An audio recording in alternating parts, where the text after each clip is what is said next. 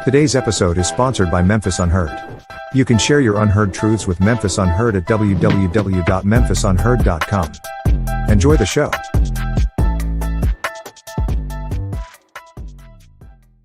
What's up, guys? It's your boy TJ, the host of Memphis Unheard. And guess what? I have a special guest in the house with me today. State Representative 96, Miss Gabby. How you doing, Miss Gabby? Hi, thank you for having me, TJ. Thanks for being here with me. Let's jump right into it. I want to ask you a little bit about your background and where you're from and things of that nature. You guys jump right into that and we'll get going. Yeah, so I am originally not from Memphis, but I call Memphis my adoptive hometown because I grew up here in Memphis, and my family immigrated from Bolivia in 1996. So I've been here for a really long time. But the reason why my family came to Memphis was because I had cancer. Oh. And St. Jude is here. The crown jewel of pediatric cancer institutions is here, right here in Memphis, Tennessee. So my family, in a time of a lot of despair and a lot of hopelessness, found hope here in Memphis. And that's how my family arrived here. But a year into my treatment, and while we were here in Memphis, my family was involved in a really bad car accident. Okay. And in that car accident, my father passed away and my sister passed away. Condolences. And my mom was left in a wheelchair. Wow.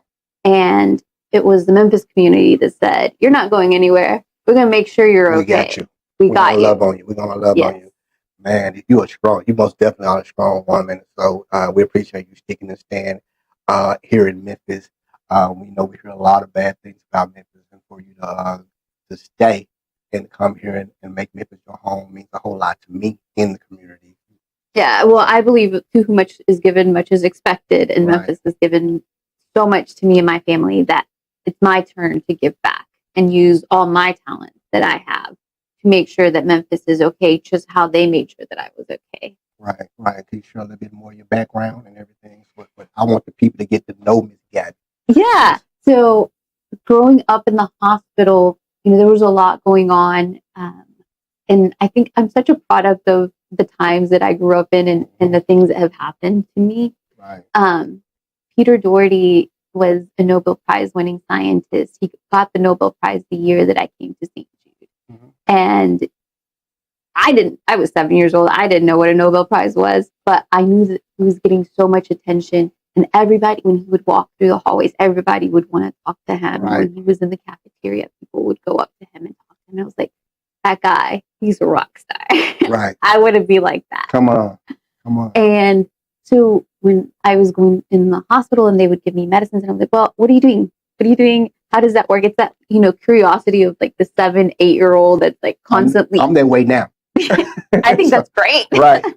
More people should be like that. Right.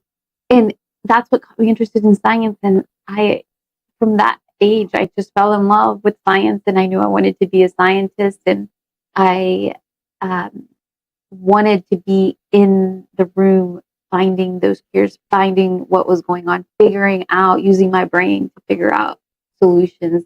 And I just found it so fascinating. I thought it was like this amazing world that not very many people get to understand or work on. And that's how I saw it all the way growing up, because I was exposed